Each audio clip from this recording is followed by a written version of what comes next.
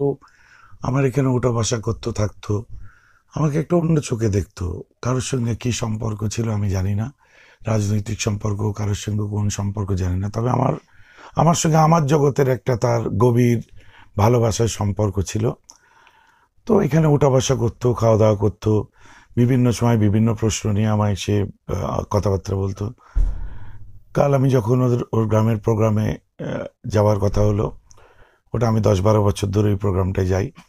তো আমাকে বললো যে আসছেন কটায়, আমরা এখানে দাঁড়াবো, বাইক নিয়ে আমরা আগিয়ে নিয়ে যাব। তো গাড়ি বাইক সব নিয়ে আমাকে 1 কিলোমিটার মতো আগিয়ে নিয়ে গেল, এবং ওই আমাদেরকে মানে যারা প্রসেশন করে নিয়ে যাচ্ছিল ওদেরকে ওই গাইড করে নিয়ে যাচ্ছিল, কারণ রাস্তাঘাটে চিল্লাচিল্লি আমি পছন্দ করি না। ও আমার সেটা বুঝতো ভালোভাবে। তো এখানে নামার পরেও আমার হাতে হাত মিলিয়ে আমার হাতে একটা চুমা দিল। আসলে খুব খুব ভালোবাসতো আমাকে। কষ্ট লাগছে তাই আমাকে। তো আমার বক্তব্য শুনলো, শোনার পরে কিছুক্ষণ পরে দেখি আমার ওই যেখানে ও বসছিল সেখানে ও নেই। তো আমি ওকে বলেছিলাম যে থাকবি। তো বললো জি ঠিক আছে। তো তারপরে কোন ফাঁকে ও চলে গেল। তারপরে আর আমি বুঝে উঠতেও পারলাম না। সকালে স্ট্যাটাস দেখছি যে এরকম, মোবাইল খুলে এরকম দেখতে পেলাম। তারপর আমার মিডিয়া ম্যানেজারকে ফোন করলাম, দেখ তো ব্যাপারটা কি। বললো হ্যাঁ সত্য কথা। ব্যাপার হচ্ছে, আমার দুঃখ লাগছে যে আমতা থানা বলছে আমাদের কোনো পুলিশ যায়নি। তো কারা এসেছিল? পরিকল্পিতভাবে ছক ছিল এটা একটা। তো ভাবতে এখানে বাধ্য, যেহেতু আমি আলিয়া বিশ্ববিদ্যালয়ের প্রাক্তন হিসাবে আমার তো মনে হতেই পারে আজকের আনিসুর রহমান, আনিসুর খান, কালকের আবার কার পালা আছে।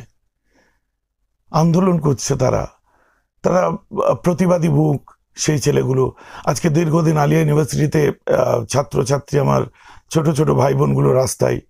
আমি অসুস্থ ছিলাম, তাও তাদের বলেছি যে আমি পারলে তোদের পাশে যে দাঁড়াবো। তো তাদের তো এখন কালকে কোন প্রাণটা যাবে সেরকম ভয় হচ্ছে, কোনো রকম হেলদোল নেই। তা আমি চাইবো, কে পলিটিক্যালি কি দাবি করেছে আমি জানি না, তবে আমি বলবো রাজ্য পুলিশ হোক, সিআইডি হোক, সিবিআই হোক, অবিলম্বে যারা কালপিট তাদের বিচার বিভাগীয় তদন্ত হোক, তাদেরকে খুঁজে বার করা হোক, তাদেরকে দৃষ্টান্তমূলক শাস্তি দেওয়া হোক। আর তা না হলে এই আন্দোলন প্রেসিডেন্সি কলেজ নেমেছে, যাদবপুর ইউনিভার্সিটি নেমেছে, আমার আলিয়া বিশ্ববিদ্যালয় নেমেছে, আরও অনেক স্টুডেন্টসরা নেমেছে। আমি তো বলবো সবাই নামা দরকার। এবং যারা আন্দোলন করছে, আমি ডক্টরের কথা অনুযায়ী আমার এখন 12 হওয়া বারণ, তারপরেও আমি বলছি দরকারে আমি নিজে সরজমিনে পৌঁছাবো।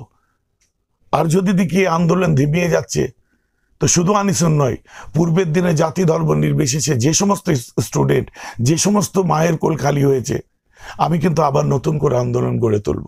কারণ আমরা আলিয়ার প্রাক্তনী আন্দোলন করা আমরা জানি।